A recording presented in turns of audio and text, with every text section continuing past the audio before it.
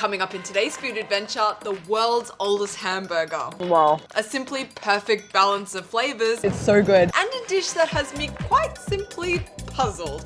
Not my favorite thing. So hang around to the end to see it all. And while you're at it, hit that subscribe button. Hello, and welcome to another Chinese food adventure. I'm here in Xi'an and I'm continuing my explorations of this incredibly historic and diverse city.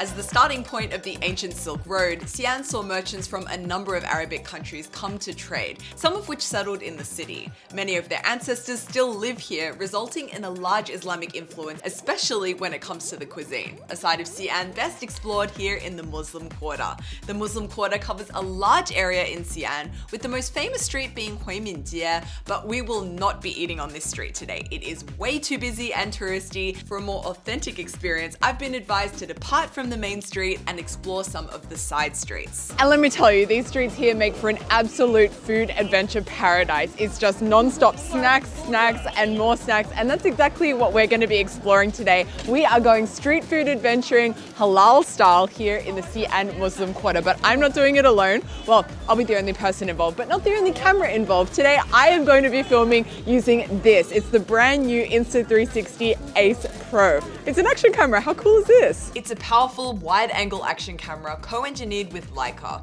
It's touchscreen, it's got all the video modes you could ever need, it shoots up to 8K, and get this, it's got a flip screen. How cool is that? And Insta360, they've sent me this here. It's called the multi-mount and it's true to its name. It is multi. Any angle you want this stick to go in, it's got you covered for any shot you have in mind. You can extend it like this, selfie style, and with this flip-up screen here, it's really the perfect vlogging setup. And a cool little feature here is it's actually got a tripod at the bottom, so you can stand this up. And one of the legs has a sneaky toggle, which means you can get really creative with where you mount this. And another cool thing, if you want to change to another mount really quickly, it's got this quick release base here that you can just take off. It works by magnets, so easy to just clip in, clip off. And when you want to secure it in place, it has this lock feature here. I'm so excited to explore using this camera today. Let's officially make the switch and continue the rest of this video using the Insta360 Ace Pro.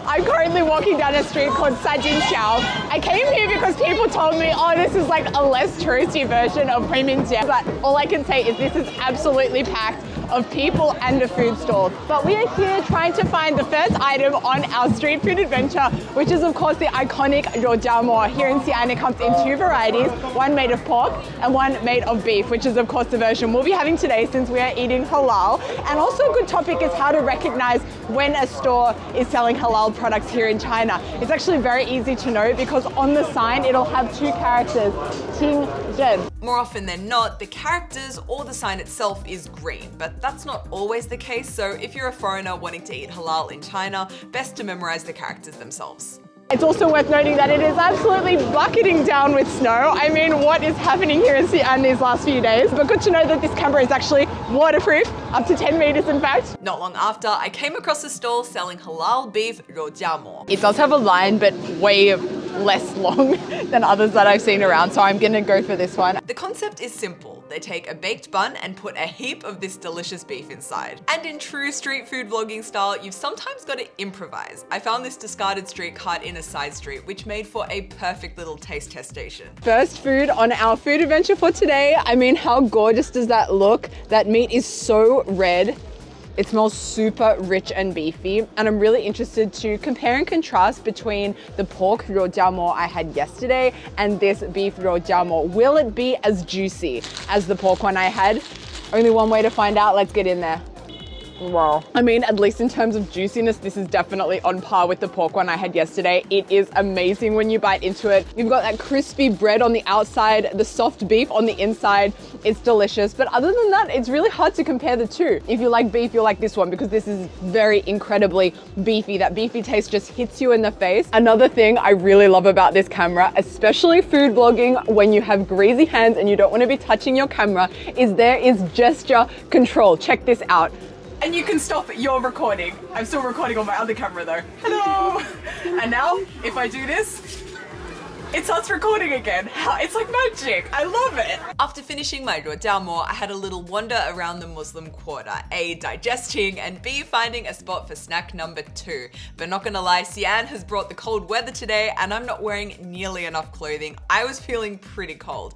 I came across this tea shop and initially I was just like, let's go inside, sit down, warm up a bit. But I discovered this place is actually so cool. There are all these combinations of tea and ingredients up the front. You choose what appeals to you, then you sit down and brew it yourself. Every seat at a table of 4 has its own burner, so if you have friends, you can each brew your own pot of tea. I was also given a bowl of juzi, mini tangerines, to roast on top of this burner here. What a concept. I loved it. I think the roasting took out some of the sweetness, but it added this subtle char. The taste kind of reminded me of baked sweet potato, weirdly enough. And while we're here, I want to show you another cool feature of this camera. You can start a video, then you can actually pause the video, switch the angle, then restart the recording so it all saves in one single clip. So cool.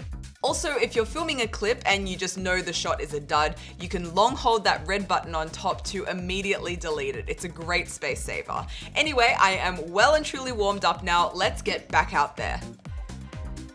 And now I am on the hunt for my second snack, which are 酸汤饺子, like a sour soup dumplings. This is the store here. Another thing I love about this camera, I can press this button and it gives me clarity zoom, not compromising on the image quality.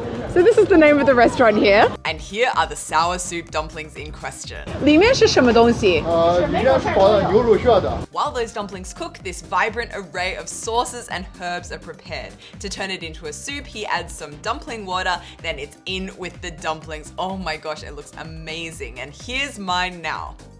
Oh my gosh, that soup looks amazing. I was super curious to just try that first and see how sour it is. Well, when they say it's a sour soup, they're not lying. That is very sour actually. A little bit garlicky, almost too sour, which I can only imagine means that it's really meant to go alongside those dumplings. If they're gonna be as meaty and beefy as I think they are, it's gonna need some refreshment and that sour sauce. The flavor from that dumpling is just amazing. You've also got some onion in there as well, but as I suspected, it's quite rich and very, very savory, that it's very beefy and fragrant, and I feel like it's just gonna be the perfect combo to go with that soup. So I'm gonna go in with the spoon, with a bit of soup and a dumpling all together. Dishes like this make me feel super, super excited, just showing like the collaborative nature of food and ingredients. I mean, if I was just to sit down with a bowl of this soup, it would be just too sour. It wouldn't be enjoyable on its own. And the same goes with the dumplings. You know, if I was to have a plate of 15 of these beef dumplings, they're quite heavy and it would soon become a little bit overwhelming. But by putting them together, I'm enjoying both elements more than I would have ever done individually. They come together and they just collaborate to make the perfect dish. It's so good. There's so much happening in it, but it just works. I'm really loving this crunch you get from those ingredients in the soup as well. So you're not only getting the softness of the dumpling, but the crunch as well. It's a great dish. So I know I said I was going to do my best to avoid Huiminjie, but I want to take a little food break, and there's actually a theater on this street that I really want to check out. So Xi'an is famous for shadow puppets. It's a beautiful art form. I've never seen a show before, so let's go check this out. And you got to check out this theater. It is just so gorgeous. The theater is situated inside the former Gao family mansion. It's a residence built in the Ming dynasty roughly 400 years ago. Tickets to the show cost 30 renminbi and shows run every hour. Get there 30 minutes early if you want to secure a seat at the front, and make sure you turn on pure video mode for the best footage quality in low light conditions. Okay, let's enjoy the show. The show is sung in Shanxi dialect, which is quite different from Mandarin, so there are translations above so the audience can understand what is being said. And can we have a moment for those puppets? They are so gorgeous and so detailed. They're made from cow skin, and with the skilled puppeteer, they really come to life. But alas, the day is slowly coming to an end. Oop, how about that little time-lapse transition there, huh? Pretty proud of that one.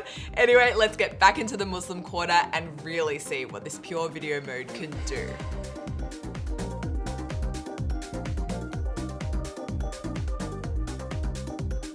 I am back in the Muslim quarter and I'm looking for my last snack of the day, and I think this food is about to put the adventure in food adventure. I mentioned to a Xi'an local that I wanted to try this dish, and he described it as a Xi'an liaoli. Basically means like a strange food. I have looked it up online. It does sound like a strange combination of ingredients, but maybe it's going to be amazing. So this is it here. It's called 卤汁凉粉, basically gravy jelly noodles, and it involves a somewhat random assortment of ingredients. 这是香醋，这蒜蓉，这个芥末，这个芝麻酱，这个辣椒。有2种吃法，一个就是不要馍，加个蛋；有的是把这个馍一掰到碗底下做着吃。 I decided to go for that, which meant that the first step is breaking up that bun into small pieces by hand. I've got the time, I've got nowhere else to be, so we're gonna rip up this bread and then he's gonna put like literally everything on top of it. 可以. A lot of people are saying online, if you don't order a century egg with this, you're doing it wrong. 这是那个卤汁吗？是啊，有调料，全部都素的，没有荤哦。In with the vinegar, a lot of garlic, a lot of Chinese horseradish, and a lot of sesame sauce too. I feel like this dish is going to be a lot of flavors. The question is, will I actually like the combination of them? 吃的时候不要整个搅，分着边儿，薄着吃，再吃。 I love dishes that are coated in sauce. So far it's working for me.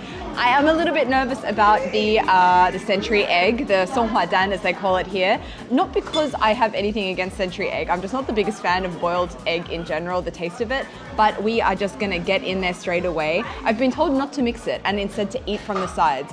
Let's try. So in this bite, I have some liangfen, I have some of that bread, I've got chili sauce, I've got sesame sauce. I don't think I've ever encountered a dish where it took me so long to work out whether I actually liked it or not. I was doing mouthful after mouthful after mouthful, just trying to figure it all out in my mouth. I mean, it's taken me a bit of time to understand the flavors in that. I'm finding it hard to make up my mind about it. I don't think it's as strange as I was expecting. It's just not my favorite combination of ingredients. I think the addition of the jiamo, the horseradish, gives it like a sourness in some way, and I don't know if the flavors are balancing for my particular palate. And unlike the yang mo, where the bread is like soaked up so nicely by all that sauce, I feel like it hasn't fully soaked up all the sauces at the bottom there, because this isn't like the hottest dish. It's more on like the chongwen side, like the lukewarm side. I mean, I definitely don't hate it, but is it my favorite thing I've eaten in Xi'an?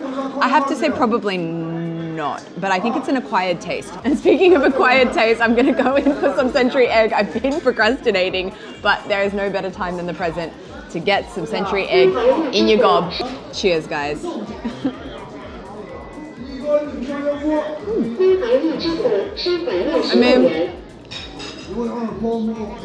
I mean, it just tastes like egg. Oh my god, my teeth. It just tastes like egg, really. Yeah, it might taste like egg, but it sticks around in your mouth a lot longer than your regular boiled egg, let me tell you. Scraping it off my teeth took quite some time. Not my favorite thing. That dish has left quite the aftertaste in my mouth, very pungent, and I have to admit, I am not the biggest fan. It probably has something to do with that bite of century egg that I had. I wish that I loved century egg, really, I wish I did. It would be such a flex. Because I feel like it's just such a cliche that foreigners don't like it, and I wish that I did, but I just don't. And I guess in this life, you're not gonna love everything, and I guess that's a dish that I probably won't be going for round 2. But if you come here to Xi'an, I'd encourage you to give it a try for yourself, see if you like it. But this is gonna bring us to the end of our food adventure. I've had the best day today in Xi'an. I've tried lots of new things, some really tasty dishes. I found this area interesting. It is very, very busy. Just keep that in mind if you're coming to Xi'an. I wanna say a big thank you to the sponsor of this video, of course, the Insta360 Ace Pro. I have loved using this camera today. I love the flip screen. I love the multi-mount. It's been so versatile in so many different shots. I really, really love the night vision, this pure video mode. I mean, action cameras really don't have the best reputation for using at night, but I think it's doing a really, really good job. So if you want to learn more about the Insta360 Ace Pro, or maybe buy one for yourself, you can check out the link in my description. And exciting news, the first 15 Ace Pros bought through this link will receive 10% off. And in the meantime, I will see you next week on my channel. Bye guys!